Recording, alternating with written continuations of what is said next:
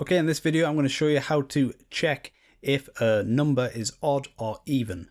And this can be quite useful for a number of situations, and it's really easy to do. So we're going to have an if statement, and I'm going to say if n, which we'll assign to a number in a minute, is odd, for example, then we're going to print the word odd.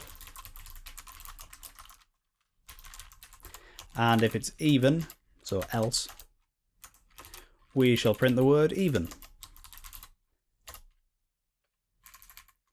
So n can be any number we want, so let's make it 20.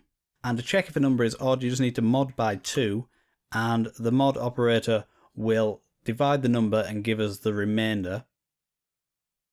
So an even number divided by 2 would not have any remainder, so the result would be 0. So that means if it isn't 0, we know it's an odd number. So we can just put does not equal 0.